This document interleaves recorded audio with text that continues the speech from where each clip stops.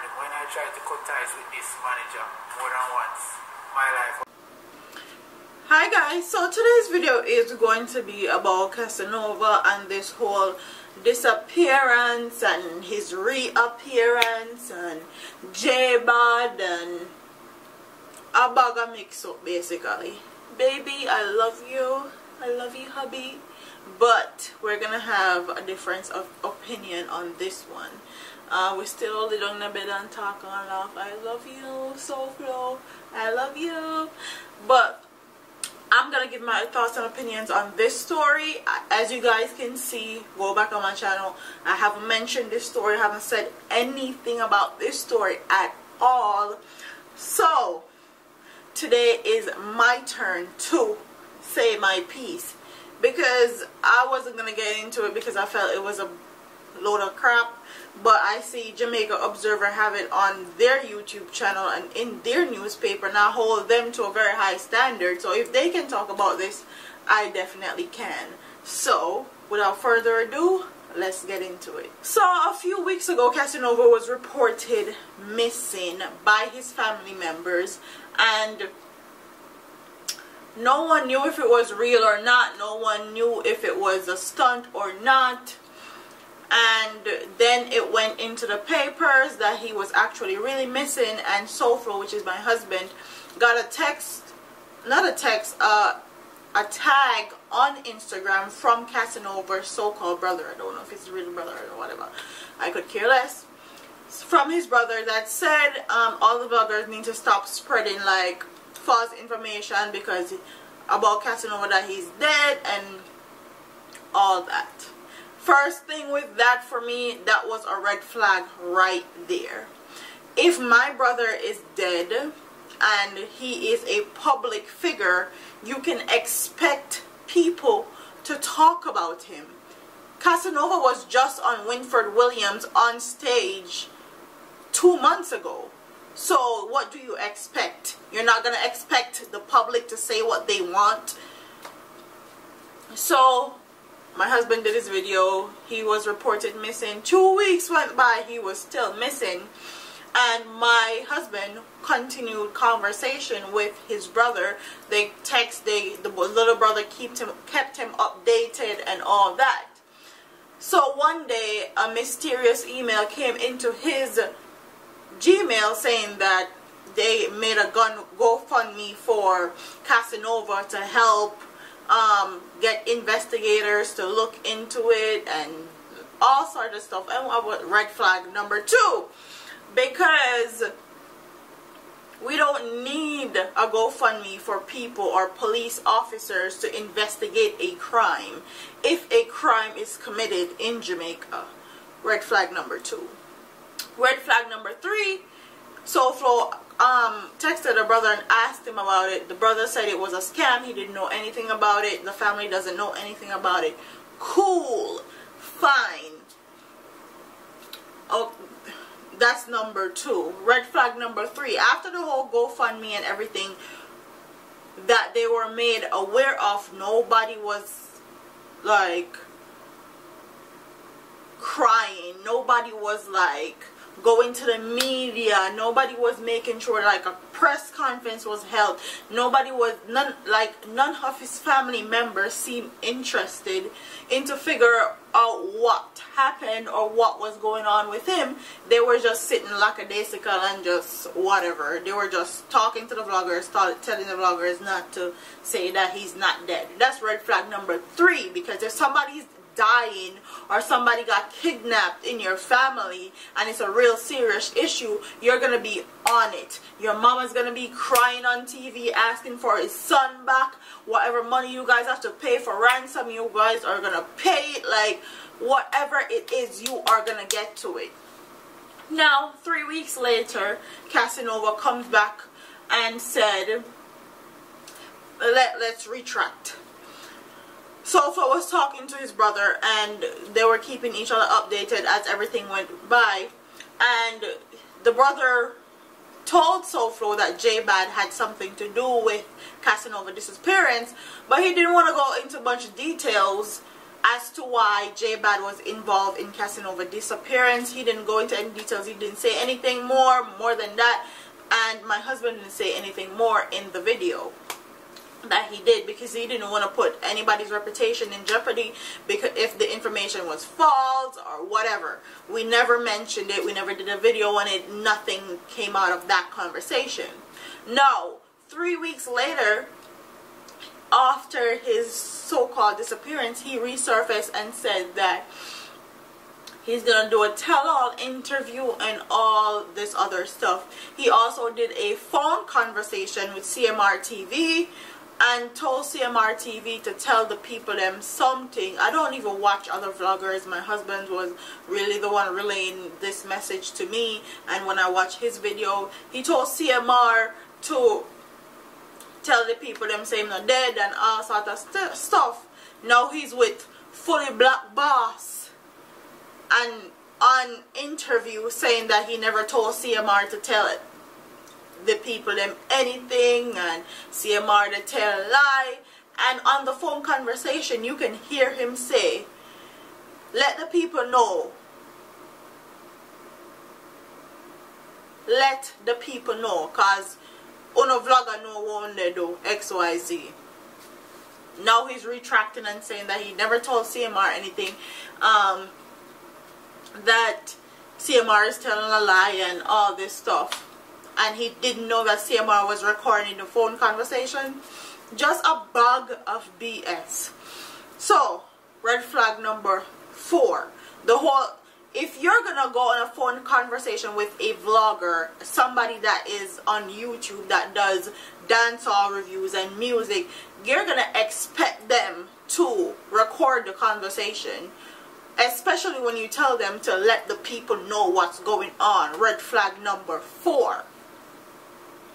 Red flag number 5 is when he resurfaced, and I seen this little interview that he did with the Jamaica Observer. I have it, I'll insert it. And when I tried to cut ties with this manager more than once, my life was threatened. The second time I gun was into my head. Third time I just decided, you know, I'm just going to split, just disappear, because I'm going to the police. You reported it to the police? Yeah, before, and they didn't take it seriously. I think he's trying to control my life musically, but also my personal life. He's going to look at me and say, you know, Kasonova, you're not ready for a relationship with a female. There are certain people in this world who are attracted to me, and we just have to understand. This is because we started to do our research and say, oh, this is nice and really strange. Here, this man, let the door jog on my head and say, you can't come out. I mean, who on your really Let me say this. If he wanted to leave J-Bad management, J-Bad should have let him go. Period. End of story. That's what he had to say. So red flag number, this is red flag number 5. This is the end of it for me.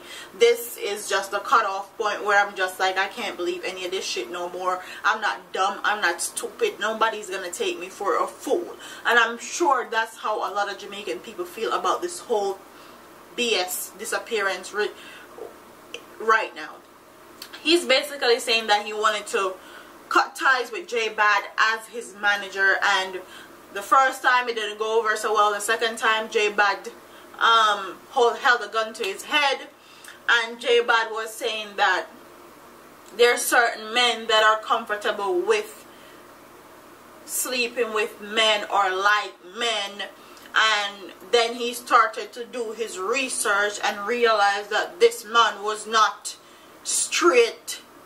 First of all, if a man is coming to you about certain man like man or certain man comfortable with man, full stop.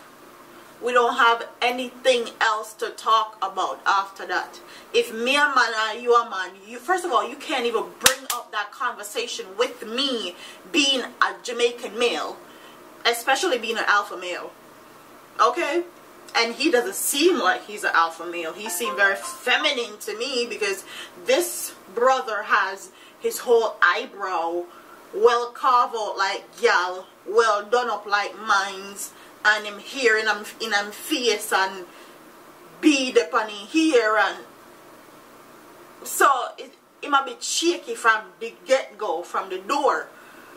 So when a man they come to you about other man comfortable with man, and he also said in the interview that J-Bad told him that he's not ready for a relationship with a first of all, which man? Friend, manager, brother, uncle, or otherwise can come to another man and tell them say they're not ready for a relationship with a female? Really? Unless the man they bend you over backwards and him can tell us say yes, I am a man and XYZ, you can't do with no woman because I'm me own, and that's exactly what he said in the interview. He said J-Bad lock the door and say him own me or XYZ. So no man can say they own anybody, okay, manager or not. So this whole interview a bit shaky, a bit, me not even know what to say. Like, this whole thing is a sham to me. This whole thing is just a stunt. And I'm sorry, Kasonova, my husband has dealings with you. My husband wished the best for you and was looking out for you. And the thing was a sham, and you just ruined your whole reputation, your whole career on this BS. If your life was really in danger, like you said, and you wanted to leave J-Bad as a manager and he was threatening you, you should have gone to the cops immediately. Immediately. And enough people will say J-Bad a bad man, a batty man, bad man, and all sorts of things. It's alleged that he has involvement with him. Alleged. I don't know if it's true. I don't know if it's fake. That's what he is saying, and that's what I'm going off of. But with that being said, I'm over it, completely over. And that was this whole little snippet of interview that's 56 seconds long was red flag number 5 for me. And that's when I started believing that this whole thing was a sham, this whole thing was a stunt. And until I get more evidence to believe otherwise, that's what I'm going to stick with. Kasonova, I'm sorry about that stunt. I don't know if I do nothing good for you or your career.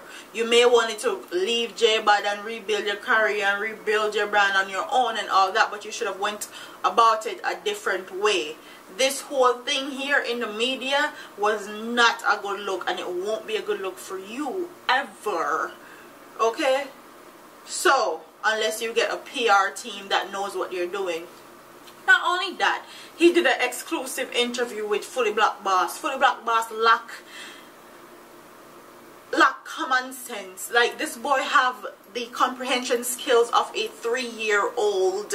He can't even punctuate, like, form a proper sentence.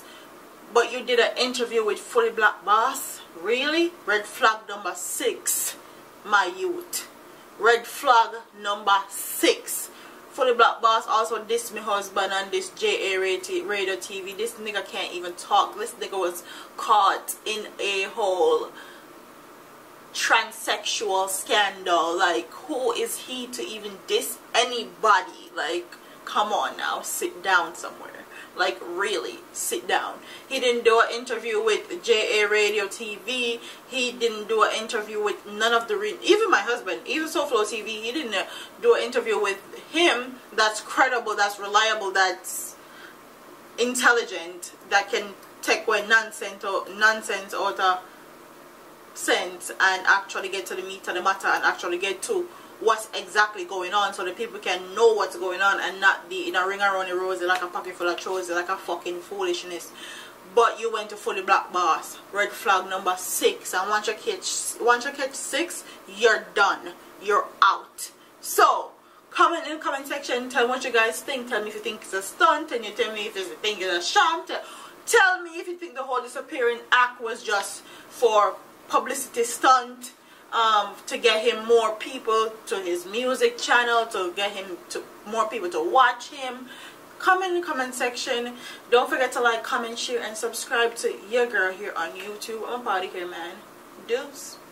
Love you, baby. Bye.